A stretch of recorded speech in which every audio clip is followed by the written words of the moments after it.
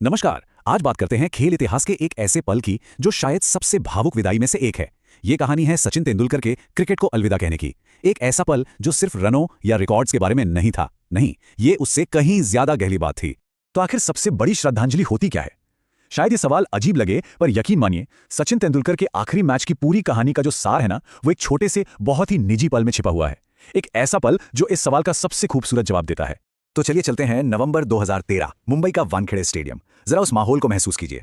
हवा में ना एक अजीब सी खामोशी भी थी और एक गजब का शोर भी। हर एक सीट भरी हुई थी।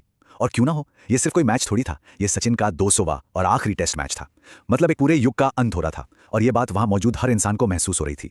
लेकिन मैदान पे जो कुछ भी होने वाला था, उससे ठीक पहले ड्रेसिंग रूम के अंदर उस खामोशी में कुछ ऐसा हुआ जिसके बारे में दुनिया को सालों बाद पता चला। एक नौजवान खिलाड़ी जिसे खुद आगे चलकर एक लीजेंड बनना था, वो धीरे से सचिन के पास गया और इस खिलाड़ी ने सचिन को कुछ देना चाहा। पर यह कोई ट्रॉफी नहीं थी, कोई महंगा तोहफा नहीं था। नहीं, ये कुछ इतना पर्सनल था, इतना कीमती कि उसकी कोई कीमत हो ही नहीं सकती थी। ये तो बस दिल से निकला एक एहसास था, एक भाव। और जानते हैं वो युवा खिलाड़ी कौन था? वो थे विराट कोहली। सचिन ने यह बात कई साल बाद बताई कि विराट ने उन्हें अपने स्वर्गीय पिता से जुड़ा एक पवित्र धागा देने की पेशकश की थी। सोचिए जरा, ये कितनी बड़ी बात थी। सचिन ने बहुत प्यार से मना कर दिया, ये कहते हुए कि यह चीज बहुत ज्यादा पर्सनल है। पर वो जो जेस्चर था ना, वो जो भाव था, वो सचिन के दिल में उतर गया। और सच कहूं तो यही वो पल है जो इस पूरी विदाई की कहानी को सबसे अलग, सबसे खास बना देता है। तो ड्रेसिंग रूम के अंदर जो सम्मान की भावना थी, अब वही भावना, वही रिस्पेक्ट पूरे स्टेडियम में सैलाब बनकर उमड़ने वाली थी। विराट के दिल में जो था, वही अब करोड़ों लोगों की आंखों में दिख रहा था। सब अपने हीरो को, अपने सचिन को आखिरी बार मैदान पर देखने जो आए थे। और फिर वो पल आया, जैसे ही सचिन आखिरी बार बैटिंग के लिए मैदान पर उतरे, पूरा का पूरा स्टेडियम एकदम खामोश हो गया। सच में पिन ड्रॉप साइलेंस। ऐसा लगा जैसे हर एक इंसान ने अपनी सांस रोक ली हो, मानो सब उन 24 सालों के शानदार सफर के इस आखिरी पन्ने को हमेशा के लिए अपनी यादों में सहेज लेना चाहते थे। और फिर वो खामोशी टूटी, और जब टूटी तो एक ऐसी गूंज में बदली जिसने आसमान हिला दिया। सचिन, सचिन, ये बस एक नाम नहीं था, ये एक मंत्र था। एक ऐसी आवाज जिसने एक पूरी पीढ़ी को एक साथ बांधा था, और आज वही आवाज अपने हीरो को आखिरी सलाम कर रही थी। मैदान पर जो नजारा था वो देखने लायक था। सम्मान की जैसे एक लहर सी दौड़ गई। पहले वेस्ट इंडीज की टीम ने उन्हें गार्ड ऑफ ऑनर दिया, फिर उनकी अपनी टीम ने, भारतीय टीम ने उन्हें गार्ड ऑफ ऑनर दिया। और सचिन, उन्होंने झुककर उस 22 गज की पट्टी को चूमा, पिच को, बिल्कुल वैसी जैसे कोई अपने मंदिर की जमीन को चूमता है। और इतने इमोशंस, इतने प्रेशर के बीच भी उस इंसान ने 74 रनों की एक बेहतरीन यादगार पारी खेली। पर सवाल यह है कि आखिर इतना सम्मान क्यों? क्यों सचिन तेंदुलकर सिर्फ एक महान खिलाड़ी नहीं, बल्कि उससे कहीं ज्यादा थे? इसका सबसे अच्छा जवाब शायद वो लोग दे सकते हैं जो या तो उनके खिलाफ खेले या उनके साथ खेले। जरा सुनते हैं कि दुनिया उनके बारे में क्या कहती थी। ऑस्ट्रेलिया के महान बल्लेबाज मैथ्यू हेडन, उन्होंने कहा था, मैंने भगवान को देखा है, वो भारत के लिए नंबर 4 पे बैटिंग करते हैं। सोचिए, जब किसी का सबसे बड़ा कॉम्पिटिटर, सबसे बड़ा दुश्मन मैदान पर उसके बारे में ये बात कहे, तो ये सिर्फ तारीफ नहीं होती, ये श्रद्धा होती है। और ऐसा सोचने वाले हेडन अकेले नहीं थे। वेस्ट इंडीज के शहजादे ब्रायन लारा, जिन्हें खुद क्रिकेट का जीनियस माना जाता है, उन्होंने कहा, सचिन एक जीनियस है, मैं तो बस एक मामूली इंसान हूं। मतलब एक जीनियस दूसरे को अपने से कहीं ऊपर मान रहा था।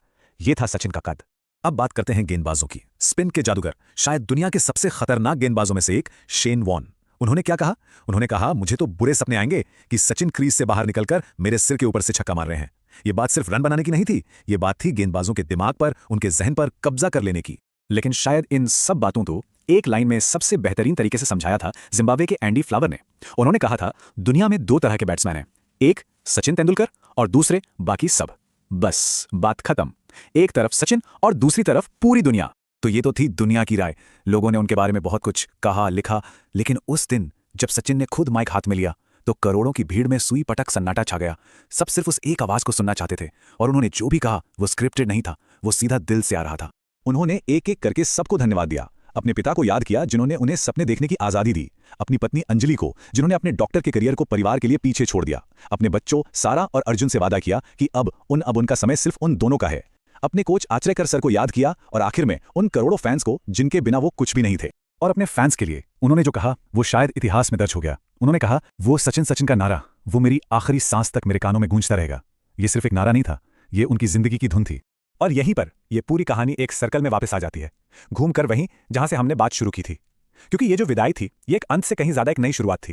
ये एक जिम्मेदारी सौंपने का पल था, एक मशाल आगे बढ़ाने का पल। याद है विराट कोहली का वो जेस्चर?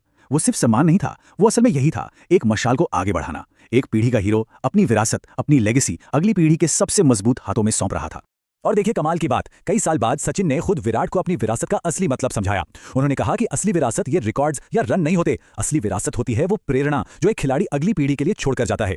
तो आखिर में सवाल फिर वहीं आकर खड़ा हो जाता है, किसी लेजेंड को, किसी महान हस्ती को असल में कैसे तौला जाता है? बनाए गए रनों से, तोड़े गए रिकॉर्ड से, या फिर उस सम्मान से, उस इज्जत से जो पीढ़ी दर पीढ़ी लोगों के दिलों में जिंदा रहती है? शायद सचिन तेंदुलकर की ये कहानी हमें इसका जवाब देती है। सोचने वाली बात है ना?